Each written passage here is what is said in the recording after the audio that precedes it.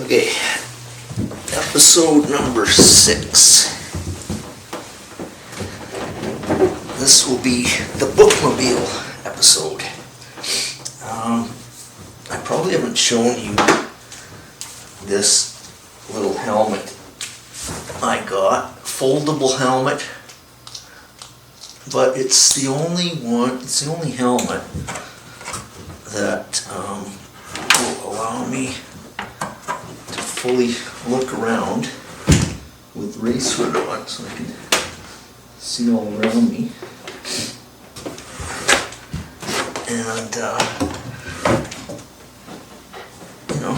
gives measure of protection, and even when the sidewalk ends, and you get the little wheelchair ramp and your head bobbles from side to side, it really helps out on that too.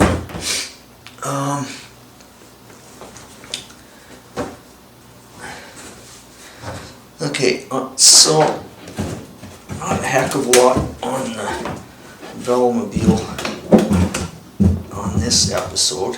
I haven't done too much. I put in for the ventilation.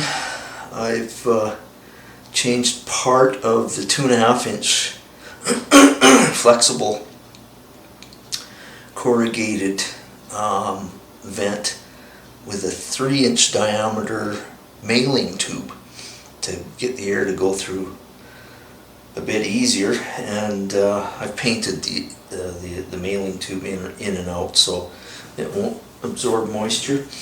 I've also put in some 5-ply 1/4-inch plywood slats. They are the little vertical slats you'll see in the photo. Because on the hill go, like a lot of velomobiles, you can rip open, there's a Velcro opening there, you can stuff down in there. That's one significant disadvantage on the hill go. Even though you can take this whole top off, it still takes me 7 minutes. I've timed myself under ideal conditions to undo the bolts, take it off, and then another 7 minutes to put it back on and do up the bolts again. But with these slats, I can reach my hand in way up in there and stuff some stuff in behind the slats there. And also got a little thing for water bottles. I can put the water bottles in front of the wheel for a bit better weight distribution. I also put in, this was a suggestion by someone on the German velomobile forum, to loop some cord from underneath here to underneath here via the tiller, looped it around the tiller, and so the tiller can still go like that, but it can't really go like that. So at higher speeds on rough ground, it's just a lot more stable. And I'll post a photo of that. What else in terms of the velo? Oh, I put this little headrest thing on here too, just in, if I do get hit from behind, there won't be whiplash. Okay, this is as I said, the bookmobile episode, and I'll first mention the saying down here, George Orwell saying with something about millionaires and dishwashers, like underneath the uniform they're all the same. And why would he have said that? Well, because George Orwell knew a lot of millionaires, and he also knew a lot of dishwashers. He went to the Eton prep school, which would have been the equivalent of a high school boarding school for rich kids. But the only reason he got in was because he was very smart and he got a scholarship. So he might not have known millionaires per se, but he knew the kids of millionaires. And also, George Orwell used to wash dishes for a living. And he writes about that extensively in his book, Down and Out in Paris and London. So, George Orwell, many consider him to be the best writer of the 20th century. And let's see if I can find some quotes by George Orwell. Oh, I forgot my reading glasses, but I shall have to make do without them. Okay, so if you've only ever read 1984 or Animal Farm in high school, you might think George Orwell is a right-winger. But nothing can be further from the case. He fought in the Spanish Civil War on the side of the Republicans. He got a bullet through the throat to show for it, and if that bullet had been, a fraction of an inch either side, we would not have had 1984 and Animal Farm. But he was a centrist. He looked at whereas Churchill was one of the only people on the right to warn his country about the danger of Hitler and the Nazis in the 1930s. George Orwell was one of the only people on the left to warn his country about Stalin and the famines and the gulags and whatnot all in the 1930s. So he didn't have any compunction at all about criticizing both the extreme left and the extreme right. Here's a little quote about the extreme left. He calls them left-wing intelligentsia. Their generally negative, querulous attitude, their complete lack at all times of any constructive suggestion. There is little in them except the irresponsible carping of people who have never been and never expect to be in a position of power. So that's where he's criticizing people on the left. Let's see where he's criticizing someone on the right.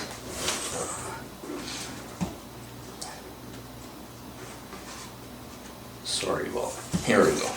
So the conservative prime minister in a good part of the 30s was Stanley Baldwin, and this is just one of his quotes about, and he talks about blimps quite a bit. The Colonel Blimp character, he criticizes them, but it says, as for Baldwin, one could not even dignify him with the name of a stuffed shirt. He was simply a hole in the air. I love that line. And then he even gets into populism a bit, like it's certainly something in the news today. But here's a good little quote on populism from way back then. An army of the unemployed, led by millionaires quoting the Sermon on the Mount. That is our danger. So, kind of reminds me of some other millionaire holding up a Bible in front of a church. Who was that? I can't remember now his name, but yeah, famous image. Okay, so that's part of Orwell. Is another book by Orwell. This is a great book. This is Orwell's private letters and his private diary entries. A lot of really interesting stuff in here, and I did pencil in a quote here somewhere. Oh yeah, here he's talking about Churchill. He's saying, with the exception of Churchill, The entire British aristocracy is utterly corrupt and lacking in the most ordinary patriotism, caring in fact for nothing except preserving their own standards of life. What else do we have in here? Oh yeah, so this whole thing, this book, I've showed you this book before in the earlier videos, and if I had never found this book, it's a very high likelihood that I wouldn't have bought this velo. You can find all the background behind that on my website. I'll list it down below. But essentially, and this was published 1995, so just a bit of background on what all is in there. I'm going to make a diversion first. I mentioned before that George Orwell is considered by many to be the best writer of the 20th century. So who is widely considered to be the best writer of the 19th century? I think it might be this fellow, Alexis de Tocqueville. And he wrote this book, Democracy in America, in the early 1800s. And many people think that not only is it the best book ever written about America, it's probably also the best book ever written about democracy. And so if you go to any political science department in any university and mention this guy's name, this guy's like a rock star. He's like Churchill and Babe Ruth and John Lennon all combined. This is how great this guy was. One of the main things he looked at, like he was a French researcher that came over to America to look at their system of democracy, which, at that time in history was quite new and fascinating. And he was particularly fascinated by things like the New England town halls, where everybody in a town could sort of gather together and discuss what was going on and what needed to be done, etc., etc. And I guess also just the importance of community, which I think I've mentioned before in one of the videos, but things like amateur soccer clubs and marching bands and sewing bees and barn raisings and whatever. But one of the phrases that de Tocqueville, I should mention too,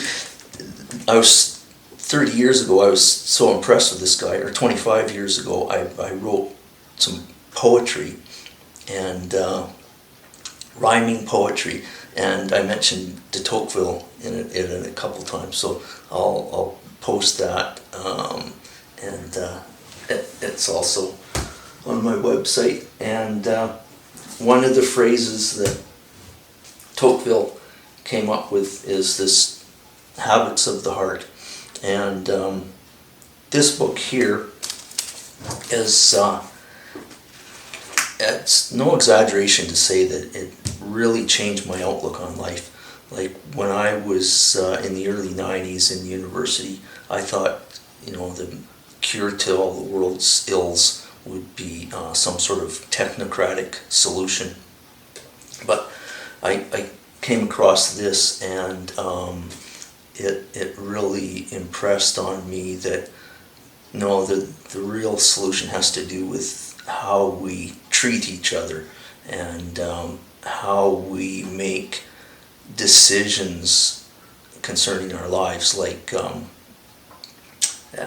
right now, we see in question period with Trudeau and Polyev going again at each other, and it's just, we sort of intuitively sense that it's not the most efficient way to get things done, because one party will say, oh, apple pie is good, and the other party will look for all the reasons why apple pie is bad. So Tocqueville, even 200 years ago, he sort of saw, what the danger was of this kind of thing, and part of it was going back to the, he emphasized the importance of something like the New England town halls, where people could actually talk to each other instead of berating each other and hoping to get some soundbite on the evening news. So this was one of the main books that influenced me in the early 90s. This is another one that influenced me greatly in the early 90s. And I mentioned this too in, I think it's the previous episode I did on Mitt Romney. This is that book, and so he talks about deliberative democracy, which is kind of the opposite of what we have now. Is non-deliberative democracy. Ours is just more like a shouting match and trying to get brownie points for your party. So I was very impressed with these books, and then one day I found this book, which covers both the topics of these books. So it went from there. What else do I have down here?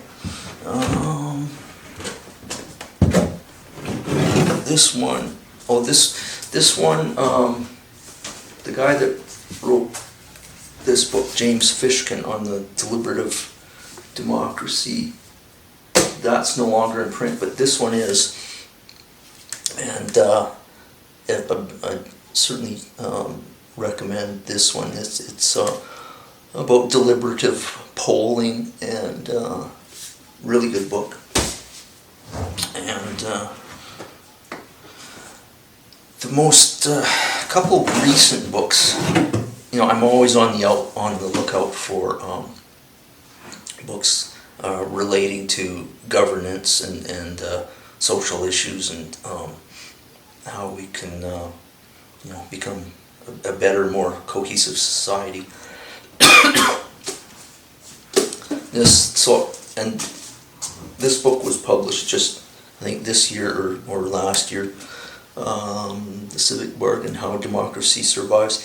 It's okay. It goes into the history of democracy, looking at the ancient Athens, and then the Roman Republic, and then England after the Magna Carta, and America in their Constitution.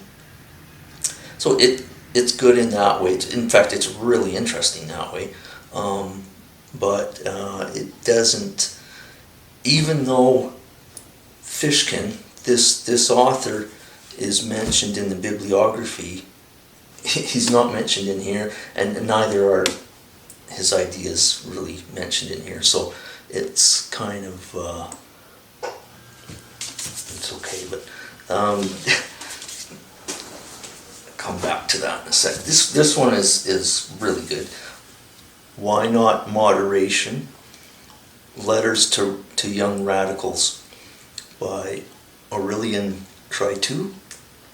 But it's like the title says, it talks, and again, it talks about the history of democracy and where things kind of went off the rails, and it's good.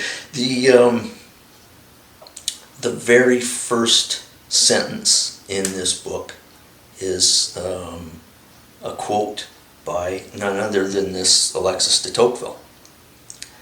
Guess who the very second sentence is in this book? It's right at the top of the first chapter, a quote by George Orwell. So it's a good read. I'll close it off with talking about the physical quality of books. So on this one, before I even finished reading it, the spine had cracked. I don't know if you can see it there, but so if I read it a second and a third time, it would just start falling apart. And of course you can see on this one, I've read it a few times, so it's kind of falling apart. So what I will do, I'll put in a plug that this is Cambridge University Press. This one seems to have good binding. The Fishkin book, Yale University Press, seems to have good binding. His other Fishkin book, Oxford University Press, seems to have good binding.